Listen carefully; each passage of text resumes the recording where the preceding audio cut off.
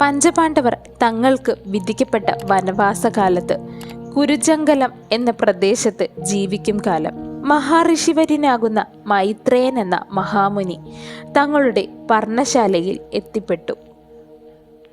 എന്നാൽ ആജാനബാഹുക്കളായി നിലകൊണ്ടിരുന്ന പാണ്ഡവരുടെയും രാജകന്യകയാകുന്ന പാഞ്ചാലപുത്രിയുടെയും അപ്പോഴത്തെ അവസ്ഥ കണ്ട ആ മഹാമുനി അവിടുന്ന് നേരെ ആഗതനായത് ഹസ്തിനാപുരത്തിലേക്ക് ആയിരുന്നു.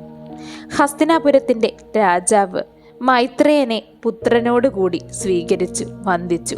അർഘ്യാദികളായ ക്രിയകളാൽ വിശ്രാന്തമായ ആ മുനിയോട് ധൃതരാഷ്ട്ര മഹാരാജൻ വിനയപൂർവ്വം ആരാഞ്ഞു. ഭവാൻ കുരുജാങ്കലത്തിൽ നിന്നും സുഖമായിട്ടല്ലേ വരുന്നത്?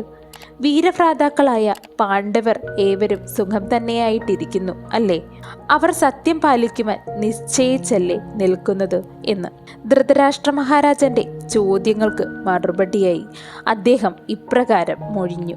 നാം തീർത്ഥാടനം കഴിഞ്ഞ് മടങ്ങും മാർഗെ ദേവഗദ്യ കാമികാവനത്തിൽ വെച്ച് യുധിഷ്ഠിരനെ കാണാനിടയായി. ജഡയും മാൻതോലും ചാർത്തി തപോവനവാസിയായിരിക്കുന്ന ആ പുണ്യപുരുഷനെ കാണുവാൻ അനേകം മഹർഷിമാർ അവിടെ എത്തിച്ചേർന്നിരുന്നു. അങ്ങനെ ഒരിക്കൽ ഞാനും അവിടെ എത്തിപ്പെട്ടു. അവിടെ വെച്ചാകുന്നു രാജാവേ അവിടുത്തെ സന്താനങ്ങൾ ചെയ്ത പ്രവർത്തികൾ ഞാൻ ശ്രവിച്ചത്.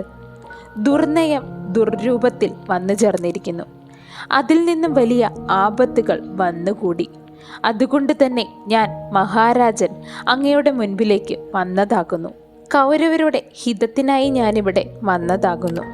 എനിക്ക് ഭവാനിൽ അധികമായ പ്രീതിയും സ്നേഹവും ഉണ്ടായിരിക്കുന്നു. ധൃതരാഷ്ട്രരാജൻ, അങ്ങയും ഭീഷ്മരും ജീവിച്ചിരിക്കുമ്പോൾ സന്താനങ്ങൾ പരസ്പരം വൈര്യം വെച്ച് പോകുന്നത് ശരിയായ കാര്യമാകുന്നില്ല എന്നങ്ങ് നനച്ചാലും അത് നിങ്ങൾക്ക് ഭൂഷണവുമല്ല.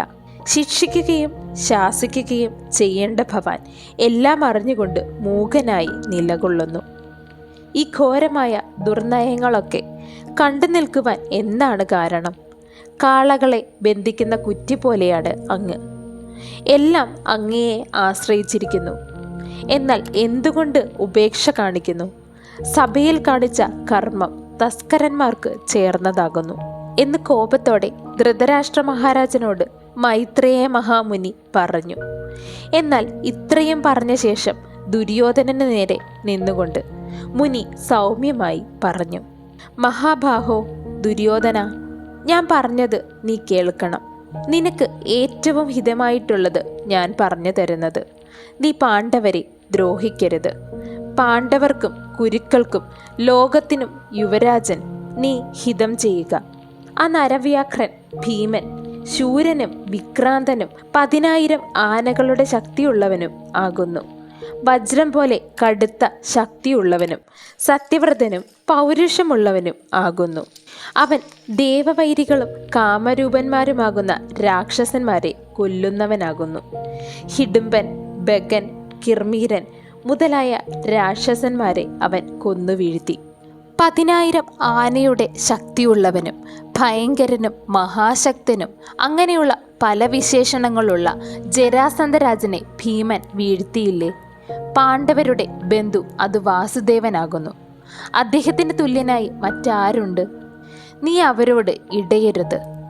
നിനക്ക് ശമനമാണ് നല്ലത്. നീ ശമിക്കുക, അടങ്ങുക. നീ എൻ്റെ വാക്കുകൾ കേൾക്കൂ.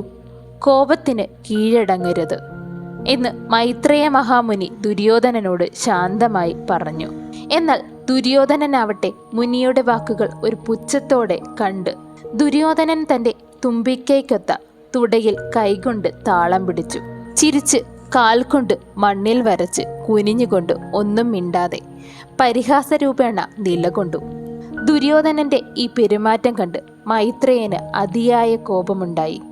ആ മഹാമുനി തന്നെ അപമാനിക്കുന്ന അഹങ്കാരിയാകുന്ന ദുര്യോധനനോടായി, ദുര്യോധന ദുർബുദ്ധേ, നീ നമ്മോട് ഒന്നും മിണ്ടാതെ നമ്മെ അനാദരിക്കുന്നു. ഈ ദുരഭിമാനത്തിന് തക്ക ഫലം നിനക്ക് ഉടൻ തന്നെ ലഭിക്കുന്നതാകും. നിന്റെ ദ്രോഹം മൂലം ഘോരമായ യുദ്ധം ഇവിടെ അരങ്ങേറും. അതിൽ ഭീമസേനനാൽ നിന്റെ തുട തകർക്കപ്പെടുകയും തന്മൂലം നിനക്ക് അന്തം സംഭവിക്കുകയും ചെയ്യും എന്ന് ശപിക്കുന്നു. തന്മൂലം ഭാരതയുദ്ധത്തിൽ ദുര്യോധനൻ തൻ്റെ മരണത്തിന് ഇടവരുത്തിയത് മൈത്രേയ മുനിയുടെ ശാപം നിമിത്തം ആകുന്നു.